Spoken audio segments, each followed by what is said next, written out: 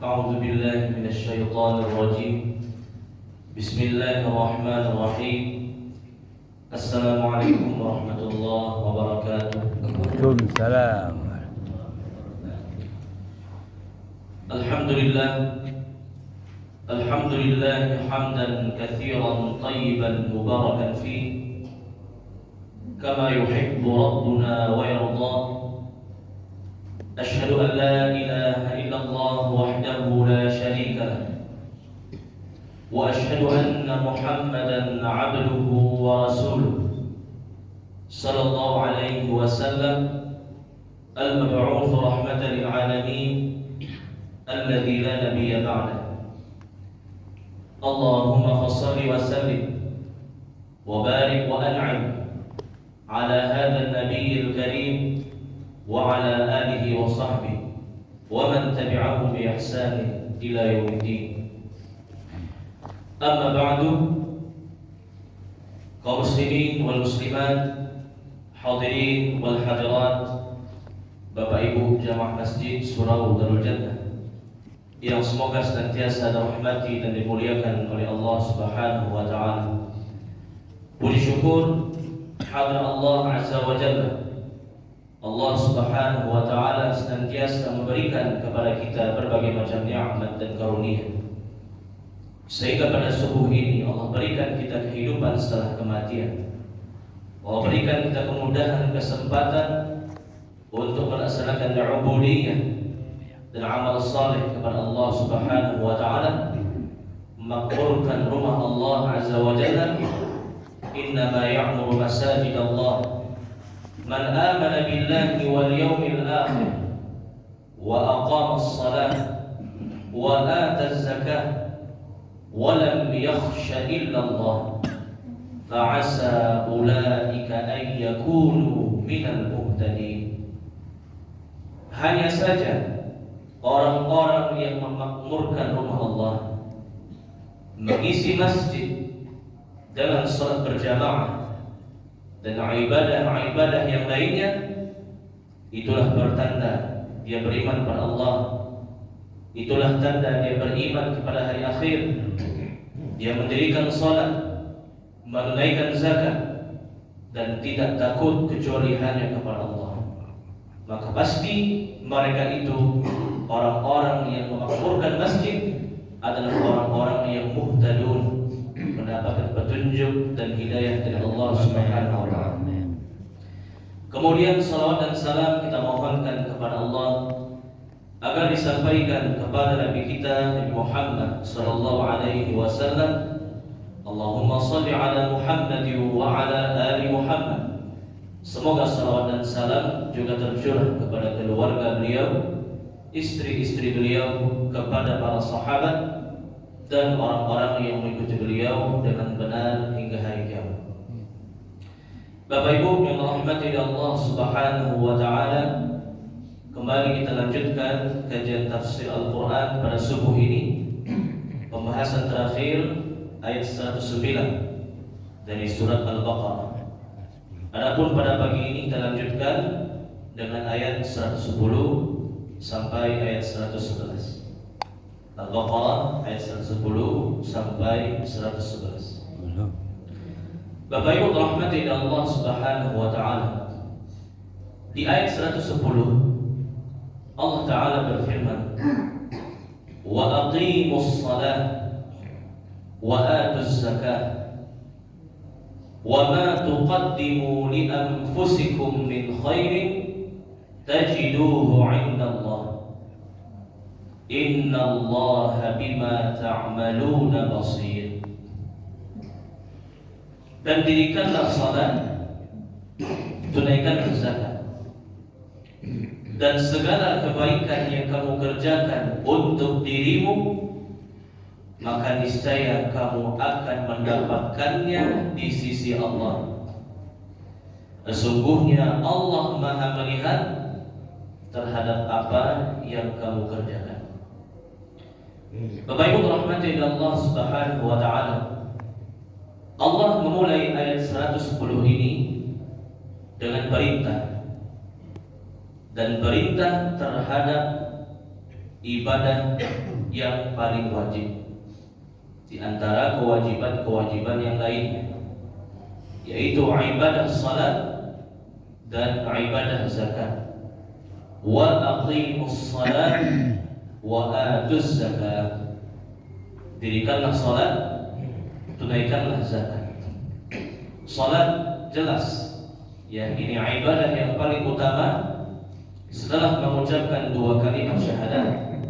Syahadati an la ilaha illallah wa anna muhammadar rasulullah wa iqamis salat. Ucapkanlah dua kalimat syahadat dan dirikanlah salat. Dan juga salat ini kata Nabi, imaduddin, tiang agama. Man aqamaha faqad aqama ad-din wa man tarakaha faqad hadama ad-din. Siapa yang mendirikan salat, dia telah menegakkan agamanya. Dan siapa yang meninggalkan salat, maka dia telah meruntuhkan agamanya. Bahkan semakin jelas lagi Nabi mengatakan, al-'ahdul ladzi bainana wa bainahum as-salat, faman tarakaha faqad kafara. Perbedaan antara muslim dan kafir adalah pada salatnya. Orang-orang yang meninggalkan salat, meskipun dia mengaku muslim, maka sungguh dia telah kafir. Ya, dia telah keluar dari agama Islam. Maka Allah mulai dengan waqimus salat, salat yang paling utama. Apabila salat sempurna, sempurna seluruh ibadah. Apabila salat hancur, maka hancur semua ibadah. Allah mengatakan, atau Nabi mengatakan sallallahu alaihi wasallam, awwalu ma yuhasabu bihil 'abdu yaumal qiyamah as-salat. Amalan yang paling pertama kali Allah minta pertanggungjawabannya di hari kiamat adalah ibadah salat. Ya, fa in salahat salaha sa'iru amali. Kalau salatnya sempurna, ibadah yang lain juga mengikut sempurna. Wa in fasadat fasada sa'iru amali. Siapa yang meninggalkan salat, maka hancur juga semua ibadahnya. Meskipun orang itu berpuasa wajib Ramadan ditambah dengan puasa sunnah, meskipun dia menunaikan zakat, bahkan dia berinfak dan infak yang sunnah, meskipun dia berhaji setiap tahun, berumrah setiap bulan, tapi dia tidak mendirikan salat, percuma. Fa in fasadat fasada sa'iru amali. Hancur salat, hancur juga ibadah yang lainnya. Lebih-lebih lagi Rasulullah SAW mengatakan, man taraka salat al-'asr faqad habita 'amalu. Siapa yang meninggalkan satu salat asar saja dalam satu hari itu, habita 'amalu, hapus semua amalnya, hapus semua ibadahnya, hapus semua kebaikannya. Bayangkan satu salat asar yang ditinggalkan, taruhannya seluruh amal ibadah. Apalagi ada orang yang menyengaja tidak salat, yang meninggalkan 1, 2, 3 salat setiap harinya di luar waktunya. Dia jadikan sebagai kebiasaan hidupnya, atau dia hanya salat pada momen-momen tertentu saja, sekali seminggu hari Jumat, atau sekali setahun Idul Fitri, Idul Adha. Setelah itu dia tak salat. Kira-kira amal saleh apa yang akan dia bawa di hari kiamat nanti? Wa aqimus salat. Allah mulai perintahnya dengan salat. Karena salat ini, 5 waktu ini adalah penentu dari ibadah-ibadah yang lainnya. Ingin selamat di akhirat, salatlah. Ingin hancur di akhirat, tinggalkan salat. Wa aqimus salat. Dirikanlah salat. Ini ibadah yang paling inti. Wa atuz zakat, dan tunaikanlah zakat bagi yang mampu, bagi yang hartanya telah mencapai nisabnya dan telah mencapai haul, terutama zakat harta. Ya, zakat harta itu punya nisab, dia punya haul. Ya, nisab atau batasan minimal harta yang bisa dizakatkan adalah ketika seseorang memiliki harta 85 gram emas atau senilainya, dan dia sudah memilikinya dalam 1 haul, itu 1 tahun penuh. Apabila seseorang telah memiliki harta 85 gram emas atau lebih, dan dia memilikinya selama 1 haul, itu 1 tahun, maka dia wajib mengeluarkan 2,5%. Ya, ini zakat mal. Wa atuz zakah, tunaikan zakat. Tidak semua orang wajib berzakat. Karena ada orang yang miskin, ada orang yang fakir, atau dia punya harta tapi tidak mencapai nisab dan haulnya. Tapi kalau dia punya harta sampai nisabnya sudah 1 haul, wa atuz zakah, tunaikan zakatnya. Orang yang punya harta, dia berinfak setiap hari tapi dia tidak keluarkan zakat, juga percuma. Karena zakat itu ibadah yang wajib bagi yang sampai haul dan nisabnya. Ini harus dikeluarkan. Begitu juga zakat fitri atau zakat fitrah yang dikeluarkan setiap bulan Ramadan sebagai makanan untuk fakir miskin di hari-hari, harus ditunaikan. Bapak Ibu rahmati Allah Azza wa Jalla, Allah melanjutkan, wa ma tuqaddimu li anfusikum min khairin tajiduhu 'indallah.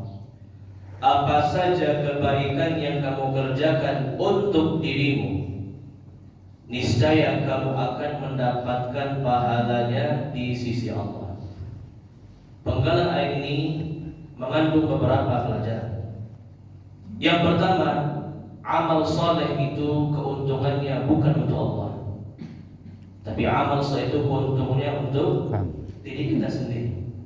Allah Subhanahu wa taala memang memerintahkan kita untuk beribadah, untuk beramal saleh, berbuat kebaikan, liya'budun, untuk menghambakan diri kepada Allah. Tapi apakah Allah mengharapkan ibadah kita? Tidak. Ibadah yang kita kerjakan, manfaatnya, pahalanya akan kembali kepada kita, bukan kembali kepada Allah Subhanahu wa taala. Bukan Allah yang butuh kepada kita, kitalah yang butuh kepada Allah. Allah berfirman, qul huwallahu ahad, Allahus samad. Katakanlah Allah yang Maha Esa, Allah lah tempat bergantung seluruh makhluknya. Tapi kenapa Allah perintahkan kita beribadah? Untuk menunjukkan bahwasanya kita ini yang makhluk, kita ini yang hamba. Allah itulah yang Khaliq, yang menciptakan, yang Maha berkuasa. Tapi manfaat dari setiap ibadah yang kita kerjakan itu manfaatnya untuk kita juga, bukan untuk Allah Subhanahu wa taala. Bahkan dalam hadis qudsi Allah tegas-tegas mengatakan, ya ibadi, law anna awwalakum wa akhirakum wa insakum wa jinnakum kanu ala atqa qalbi rajulin wahidin minkum ma naqasa dzalika aw ma zada dzalika fi mulki syai'an. Wahai hamba-hambaku, seandainya kalian semua dari bangsa manusia, dari bangsa jin, dari yang paling pertama sampai yang paling terakhir, semuanya beriman, bertakwa, beribadah kepada Allah Subhanahu wa taala, tidak ada satupun yang kafir.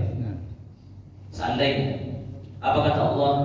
Maka semua ibadah yang kalian kerjakan itu tidak akan menambah sedikit pun dari kekayaanku, tidak akan menambah sedikit pun dari kekuasaanku, kata Allah. Allah tidak cari untung di sana.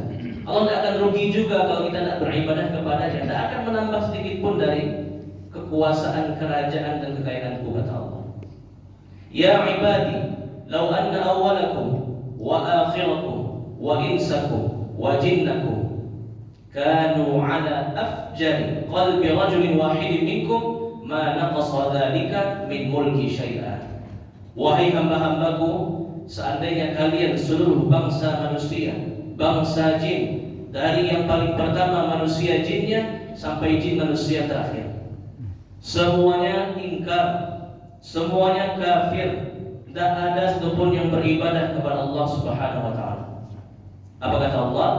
Ma naqasa dzalika min mulki syai'an. Pengingkaran kalian semua kepadaku tidak akan mengurangi kekayaan, kekuasaan kerajaanku sedikit pun ada.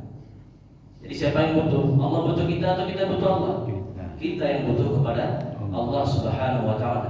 Dengan kita beribadah, beratlah timbangan kebaikan kita di hari kiamat, dimasukkan ke dalam surga. Kalau ingkar, Allah pun juga tidak peduli, rugi sendiri, masuk ke neraka, diazab dengan siksa Allah Subhanahu wa taala, siksa yang sangat azim, alim, muhin, muqim, muhir.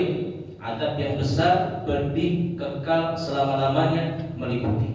Pilih yang mana? In ahsantum ahsantum li anfusikum wa in asatum falaha. Kata Allah, siapa yang berbuat kebaikan, kebaikan itu bukan untukku, tapi itu yang mengerjakannya. Beruntung dia, muflihun, sukses.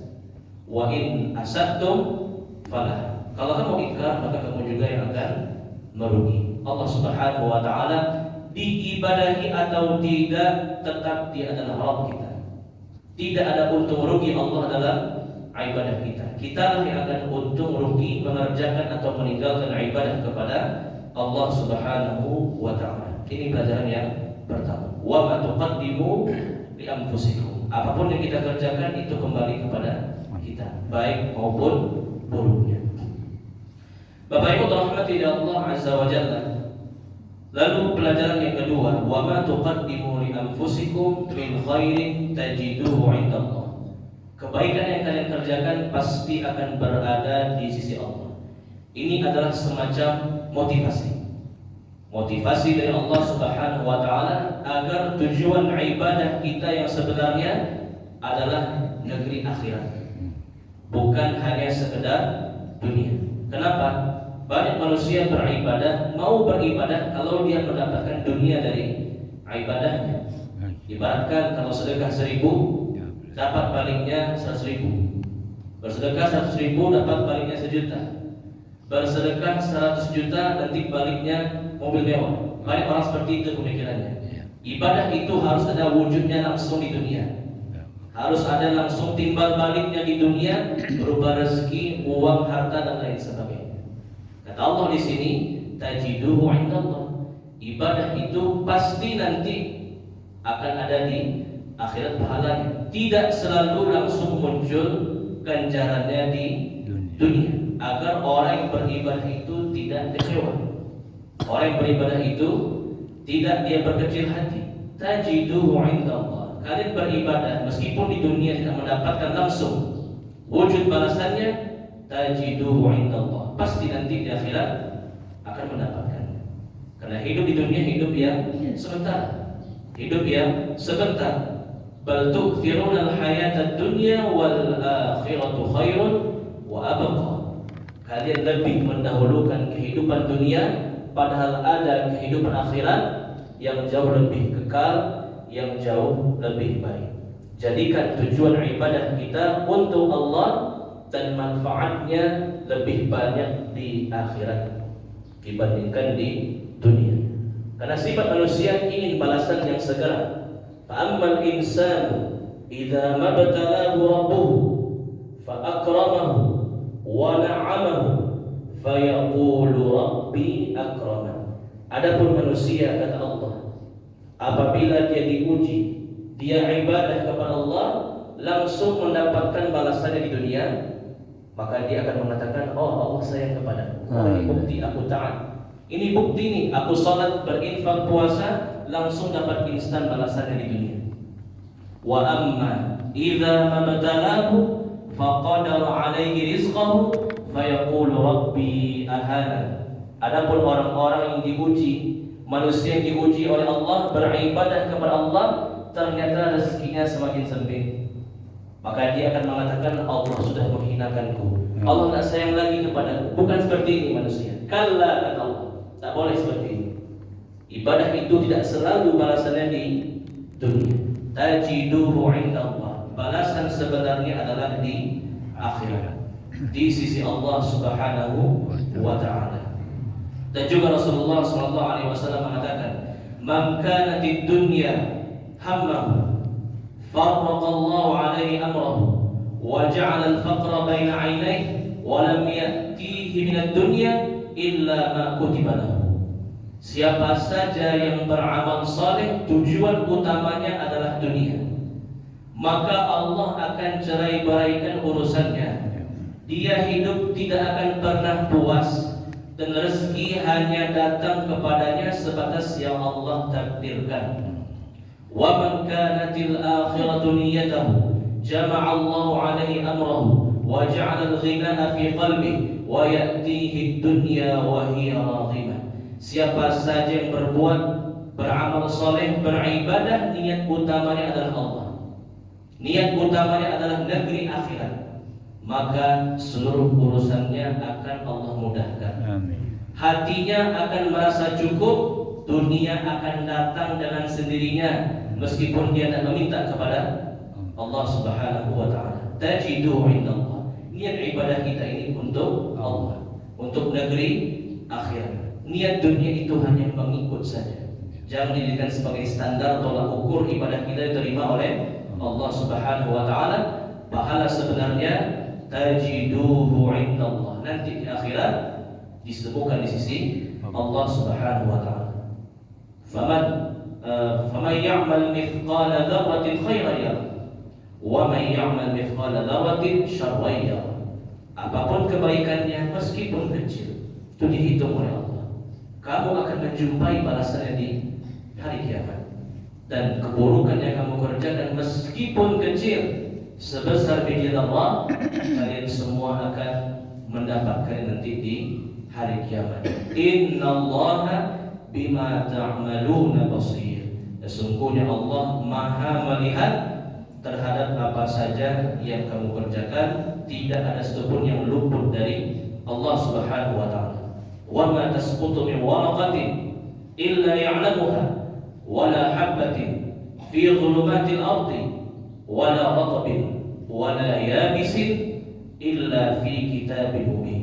Jangankan perbuatan kita sebagai manusia, setiap daun yang gugur di bumi ini, di belahan bumi manapun, semuanya dilihat, diketahui oleh Allah. Setiap biji-bijian yang berwarna hitam di kegelapan malam, baik biji itu kering maupun basah, semua juga diketahui oleh Allah Subhanahu wa taala, dilihat oleh Allah. Tidak ada satupun yang luput dari ilmu Allah Subhanahu wa taala. Bapak Ibu dirahmati oleh Allah Azza wa Jalla. Allah a'lam bishawab. Ini kajian tafsir kita pada subuh ini. Belum sempat kita membahas ayat 111 karena pembahasannya juga cukup panjang. Insyaallah kita lanjutkan pada pertemuan yang berikutnya. Intinya adalah ayat 110, pelajaran yang pertama, ibadah yang paling utama setelah mengucapkan dua kalimat syahadat adalah mendirikan salat. Yang kedua adalah bagi siapa saja yang hartanya telah mencapai haul dan nisab, maka dia wajib mengeluarkan zakat hartanya. Yang ketiga adalah seluruh ibadah yang kita kerjakan itu manfaatnya untuk kita yang mengerjakannya. Tidak ada untungnya bagi Allah Subhanahu wa taala. Kitalah yang akan beruntung bila beramal saleh, beribadah kepada Allah. Yang ketiga, jadikanlah setiap niat kita dalam beribadah untuk Allah, untuk negeri akhirat. Maka urusan akan dimudahkan, hati menjadi tentram, dan dunia pun akan datang dengan sendirinya meskipun tidak kita minta kepada Allah. Yang terakhir, Allah Maha melihat, terutama kepada setiap perbuatan kita. Tidak ada yang luput dari penglihatan Allah Azza wa Jalla. Silakan kalau ada Bapak Ibu yang bertanya. Silakan. Waalaikumsalam warahmatullahi wabarakatuh. Tadi Pak Ustaz kan bilang kalau meninggalkan sholat asar, hilang sholat kita semua. Apa yang hilang itu sholat sehari itu, dan apa itu berlaku untuk sholat asar aja. Ya. Baik, sesuai dengan hadis tadi, man talaba salat al-'asri faqad habita 'amaluhu. Siapa saja meninggalkan salat asar, maka seluruh amal ibadahnya dihapuskan oleh Allah. Terkait amal ibadah yang mana yang dihapuskan oleh Allah, ini juga ada khilaf, ya, perbedaan pendapat ulama. Sebagian ulama mengatakan ibadahnya dalam satu hari itu. Ya, ada ulama yang berpendapat seperti itu. Dan ada ulama yang syadid, yang keras, mengatakan tidak, bukan amalan sehari, tapi amalan seumur hidupnya. Semenjak dia balik sampai dia meninggalkan sholat asar itu, semua ibadahnya dihapuskan oleh Allah Subhanahu wa taala. Tapi jangan khawatir, kalau dia mau bertaubat, mengakui dosa-dosanya, mohon ampun pada Allah, maka ibadah-ibadah tersebut bisa dipulihkan. Ya, kata Allah Subhanahu wa taala, illa man taba wa amana wa amila amalan shalihan fa ulaika yubaddilullahu sayyi'atihim hasanat. Siapa yang mau bertobat, beramal soleh, memperbaiki kehidupannya, maka Allah ampuni dosanya dan bahkan dosa-dosanya akan diganti menjadi pahala. Artinya ini semacam ancaman, jangan mudah-mudah meninggalkan sholat. Jangan lalai-lalai, apalagi sholat di luar waktunya, apalagi sampai meninggalkan sholat. Ini ancaman dari Allah. Tapi siapa yang mau bertaubat, Allah terima taubatnya. Siapa yang mau bertaubat, selama ini dia meninggalkan sholat, sekarang dia sadar, sekarang dia insaf, Allah masih buka pintu taubat untuknya. Dia kerjakan lagi sholat, Allah akan mengganti dosa-dosa yang lama dengan kebaikan, ya, dengan pahala. Orang yang berbuat dosa, dia harus punya dua sisi, sisi khauf dan sisi raja. Khauf itu apa? Takut. Dia berbuat dosa, dia takut karena dosa ini Allah akan mengazabnya, Allah akan murka kepadanya. Dan dia harus punya sisi raja. Raja itu berharap dia punya Allah yang maha pengampun, dia punya Allah yang maha pemaaf, dia punya Allah yang maha penerima taubat. Dosa dia sesali, dia akui, segera taubat kepada Allah, semoga Allah mengampuninya, mengganti dosa-dosanya dengan kebaikan. Ya, Allah alam. Silakan Bu. Silakan. Ya. Diperintahkan untuk sholat secara sempurna atau secara khusyuk. Ya. Kita sudah berusaha untuk sempurna atau khusyuk, akan tetapi kadang kita suatu saat sholat itu juga bisa menikmati, suatu saat kita itu pikirannya kemana-mana. Nah, itu yang pertama Ustaz. Kemudian yang kedua berkaitan dengan zakat. Zakat ya. Ya, tadi diterangkan zakat mal itu sebesar 85 gram apabila sudah dimiliki selama 1 tahun.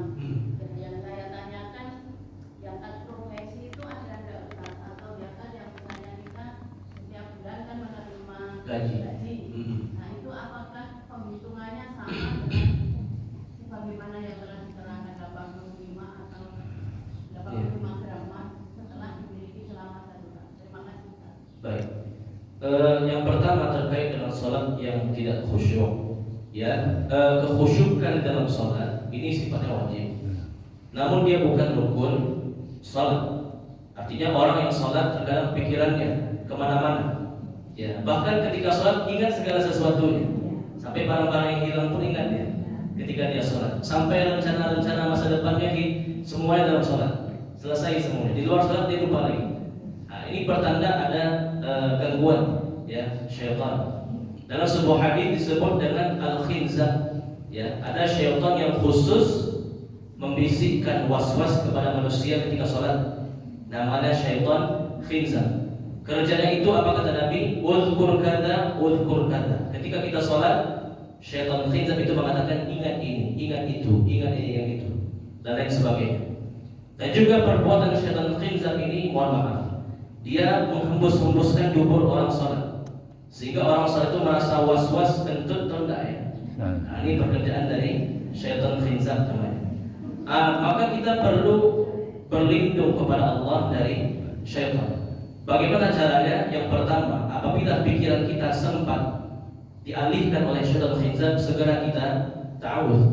Ucapkan a'udzubillahi minasyaitonir rajim.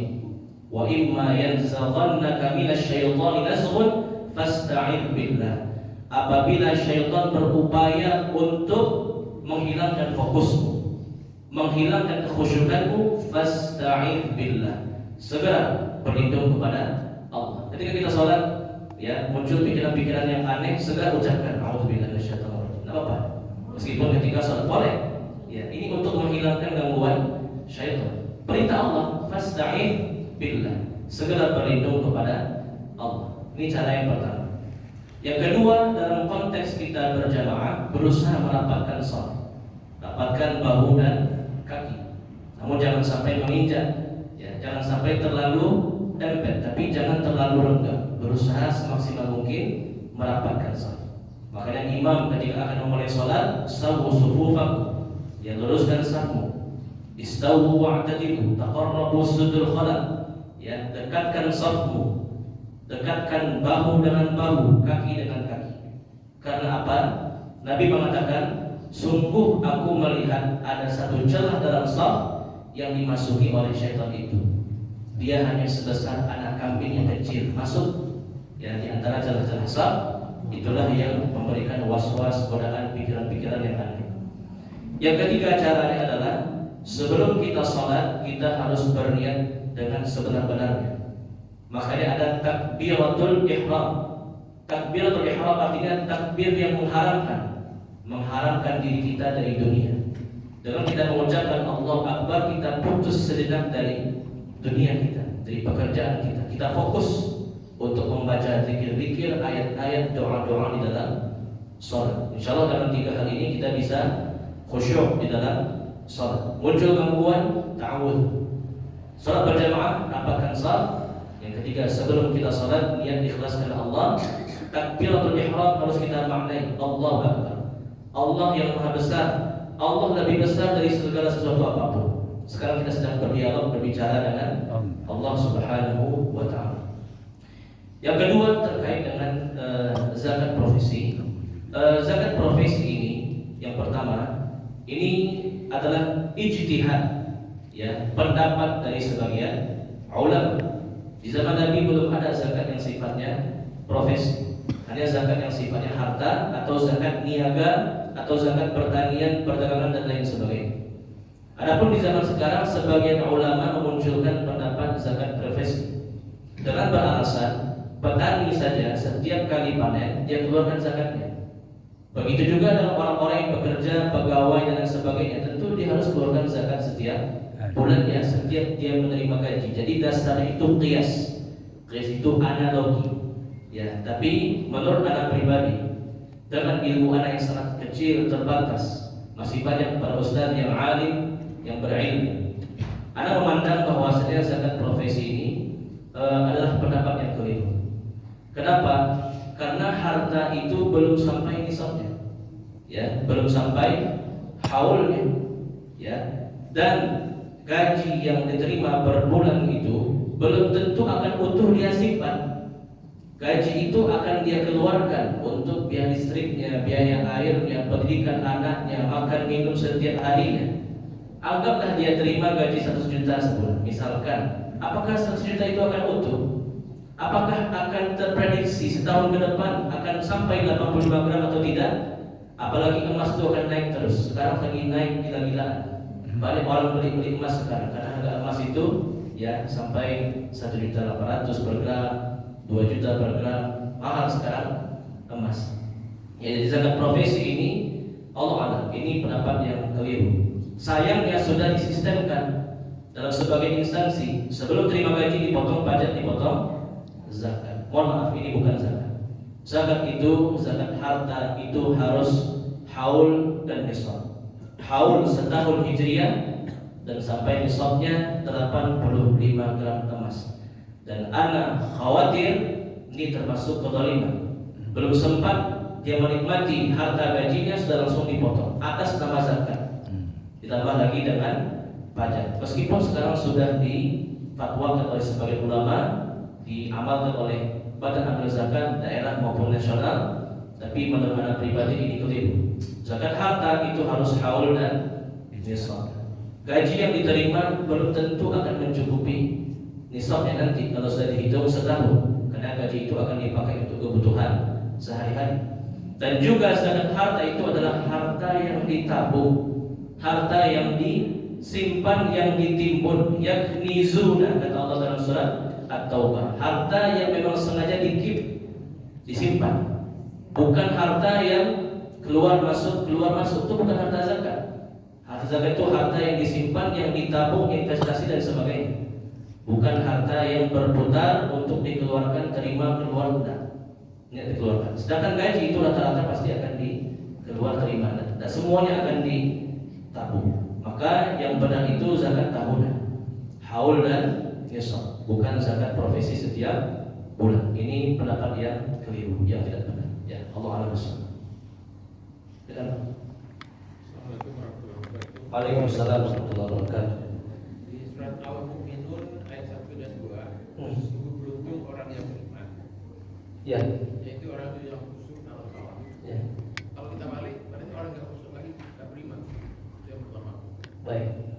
Kemudian yang kedua, Ustaz bilang sholat melepas fidyah dari dunia.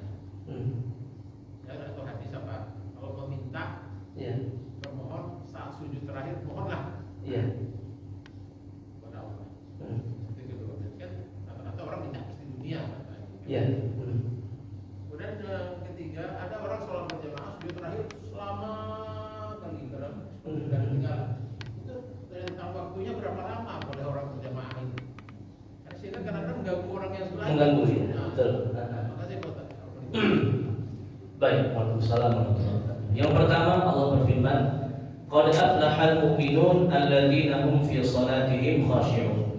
Ya, beruntunglah, sungguh beruntung orang-orang yang beriman, yaitu orang-orang yang khusyuk dalam salatnya.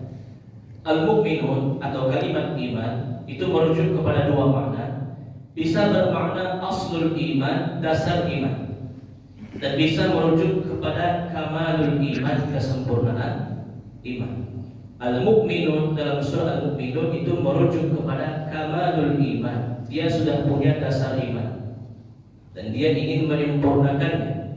Qad aflahal mu'minun, beruntunglah orang yang beriman yang dia menginginkan kesempurnaan bagi iman.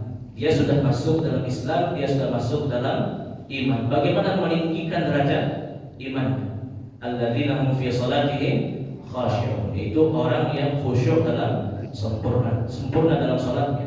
Khusyuk salatnya, sempurna salatnya, sempurna juga imannya. Kalau orang tak khusyuk dalam salat, apakah dia tak beriman? Belum tentu. Mudah-mudahan dia beriman karena dia sudah melaksanakan kewajibannya yang rukun-rukunnya, tapi imannya sempurna belum tentu. Sesuai dengan kadar khusyuknya, sempurna juga salatnya, sempurna juga imannya. Kata Nabi SAW, "Inna rajul la yusalli thumma yansarif, wa ma kutiba lahu min salatihi illa ushruha, tus'uha, thumunuha, subu'uha, sudusuha, khumusuha, rubu'uha, thuluthuha, nisfuha." Orang-orang yang salat, kata Nabi, tidak semua pahalanya sama. Rata-rata orang itu salat tidak sempurna pahala salatnya, cuma dapat setengah, sepertiga, seperempat, seperlima, seperenam, sepertujuh, seperdelapan, sepersembilan, sepersepuluh, karena khusyuknya kurang. Ya, jadi orang yang sholat dan dengan rukunnya itu sudah cukup, itulah kewajibannya. Kalau dia ingin sempurna lagi pahalanya, dia tingkatkan kekhusyukannya, dia tambah dengan sunnah sholatnya. Qad aflahal mu'minun itu kamalul iman, kesempurnaan iman, bukan aslul iman, dasar iman, tapi kamalul iman, kesempurnaan iman. Dilanjutkan dalam ayat berikutnya, "Alillahu mu'ridun bizakati fa'ilun." Ini kesempurnaan iman. Ulaika humul warithun alladzina yarithuna firdaus. Orang yang seperti ini surganya firdaus, surga yang paling tinggi. Apakah surganya firdaus? Tidak. Surga kan lagi di bawahnya. Kalau dia tidak mengerjakan ini, dia dapat surga juga, tapi bukan surga yang tinggi, yang firdaus. Tapi kalau seorang khusyuk, berzakat, meninggalkan lahu, menjaga kemaluan, yarithuna firdaus, maka dia mendapatkan surga firdaus yang paling tinggi karena imannya sempurna. Ini yang pertama. Yang kedua terkait dengan meminta dalam salat, berdoa dalam salat. Maka ini dibolehkan. Apa kaitannya dengan diputus dengan dunia? Kita putus dengan ketergantungan pada dunia, kita meminta kepada Allah yang memiliki dunia dan akhirat. Faminan nasi may yaqulu rabbana atina fid dunya wa ma lahu fil akhirati min khalaq. Di antara manusia ada yang meminta pada Allah, wahai Allah berikan aku dunia saja, tidak meminta akhirat. Wa ma lahu fil akhirati min khalaq, orang seperti ini tidak mendapatkan apa-apa di akhirat. Wa minhum man yaqulu rabbana atina fid dunya hasanah wa fil akhirati hasanah wa qina adzabannar. Di antara manusia ada yang meminta dunia dan akhirat. Di dalam salat kita meminta pada Allah bukan dalam rangka dunianya, tapi kita minta pada Allah sebagai pemberi rezeki. Maka niscaya Allah akan memberikan kebaikan dunia dan akhirat kepada kita. Kalau kita bekerja di dunia, sebagian kita terkadang menyandarkan pada dirinya, saya bisa seperti ini, sukses karena kehebatan saya. Sekarang dalam sholat kita hilangkan itu semua dan lepaskan pakaian-pakaian kesombongan. Kita tidak bisa apa-apa kecuali karena Allah yang memberikannya kepada kita. Maka kita meminta di dalam sholat. Yang ketiga terkait dengan berdoa ketika sujud. Ini banyak salah paham. Banyak orang sujudnya hanya di sujud terakhir. Jawabannya tidak. Di semua sujud, di setiap rakaat kita bisa berdoa kepada Allah, meminta kepada Allah. Tidak ada dalil khusus yang mengkhususkan sujud terakhir. Kata Nabi SAW, "Aqrabu ma yakunul 'abdu li rabbih wa huwa sajidun fa'akthiru ad-du'a." Hamba itu paling dekat posisinya dengan Allah ketika dia sujud. Apakah Nabi sebutkan sujud terakhir? Tidak. Semua sujud. Sujud rakaat pertama, sujud rakaat kedua, semua sujud. Bukan hanya sujud yang terakhir. Fa'akthiru ad-du'a, perbanyak berdoa ketika sujud. Baik sujud salat wajib atau sujud salat sunnah, sujud salat berjamaah maupun salat sendirian. Yang penting ketika sujud berbanyak doa kepada Allah. Namun dalam rangka salat berjamaah kita punya kewajiban untuk mengikuti imam. Jangan imam ketika sudah pindah gerakan kita masih sujud berdoa juga. Ini cara yang keliru. Ini cara yang salah. Bahkan sebagian ulama mengatakan apabila seseorang makmum terlambat 2 gerakan dari imam maka batal salatnya. Ya, anggaplah sekarang dia sujud. Ya sujud, membaca bacaan sujud subhana rabbiyal a'la wa bihamdi. Kemudian dia tambah dengan doa. Kemudian imam mengatakan Allahu Akbar. Imam duduk antara 2 sujud. Dan terlambat 1 gerakan. Masih juga dia sujud berdoa. Allahu Akbar. Imam sujud lagi untuk sujud yang kedua. Ini sudah ketinggalan 2 gerakan. Dia masih sujud juga. Oke lah doanya Allah kabulkan. Tapi salatnya batal. Ulang lagi dari awal. Ya, banyak orang seperti itu. Dan berdiri imamnya masih juga sujud berdoa kepada Allah. Ini cara yang keliru. Ini cara yang salah. Innama ju'ilal imam liyutamma bihi. Imam itu ditunjuk untuk diikuti. Jangan mendahuluinya. Jangan sama dengan imam. Gerakan imam ikuti setelahnya. Dan jangan pula terlalu terlambat. Apalagi lebih dari 2 gerakan. Justru itu akan membatalkan sholat. Begitu juga dengan gerakan yang lainnya. Anggap kita sholat zuhur misalkan. Kita sedang membaca Al-Fatihah. Belum selesai Al-Fatihah kita imam sudah takbir Allah Akbar ruku. Meskipun Al-Fatihah kita belum selesai, kita harus ruku langsung bersama imam.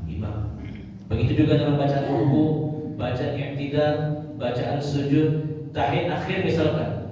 Kita baru sampai asyhadu an la ilaha illallah wa asyhadu anna muhammadar rasulullah. Ternyata imam sudah salam. Maka kita putuskan.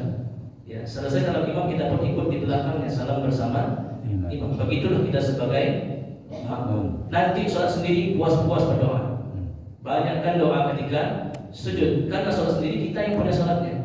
Adapun kita sebagai makmum berjamaah maka imamlah pemimpin sholat kita. Imamlah komandan kita. Kita harus mengikut kepada imam. Tidak boleh juga terlambat apalagi sampai 2 gerakan itu akan membatalkan sholat.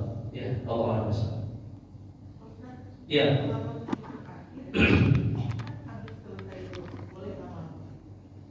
Iya, tidak boleh juga, tidak boleh juga. Ya, kita harus ikut bersama imam. Dan nanti, ya bukan cuma sujud doa itu ketika sholat, ketika sebelum salam. Ya, fil alamin innaka hamidum majid, belum salam, kita juga bisa berdoa. Nabi sering berdoa antara tahiyat akhir sebelum salam. Di antara doa Nabi, Allahumma inni a'udzubika min 'adzabi jahannam wa min 'adzabil qabri wa min fitnatil mahya wal mamat wa min syarri fitnatil masiihid dajjal. Wahai Allah, aku berlindung kepadamu dari azab neraka, dari azab kubur, dari ujian dunia, ujian kematian, dan dari fitnah dajjal. Nabi pun juga pernah berdoa antara tahiyat dengan salam, Allahumma a'inni ala dzikrika wa syukrika wa husni ibadatika. Wahai Allah, tolonglah aku untuk beribadah kepadamu, bersyukur atas nikmatmu dan mengingatmu dalam setiap keadaan. Jadi banyak di salat itu tempat-tempat untuk berdoa. Bukan cuma sujud, ketika rukuk pun juga bisa. Sebelum salam pun fil alamin innaka hamidum majid kita pun juga bisa berdoa. Ini termasuk waktu-waktu yang dikabulkan. Ya, Allah Akbar. Baik, kita cukupkan. Ya, inilah kajian kita pada subuh ini. Terlebih kurang mohon dimaafkan. Semoga bermanfaat, dapat kita pahami, dapat kita amalkan. Barakallahu fikum. Subhanallahi wa bihamdihi, asyhadu an la ilaha illa anta, astaghfiruka wa atubu ilaik. Wassallallahu ala nabiyina Muhammad walhamdulillahi rabbil alamin. Assalamualaikum warahmatullahi wabarakatuh. Waalaikumsalam warahmatullahi wabarakatuh. Demikian dari ceramah Pak Ustaz Sultan. Semoga banyak manfaatnya.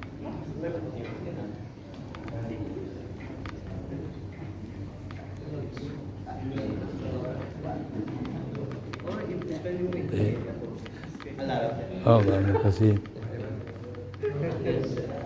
Makasih banyak Pak Ustaz. Allahumma sholli Allah. Yuk mari Allah. Ini Pak Acin banyak. Allah. Oh, ini Pak Jal ya ada. Allah. Allah.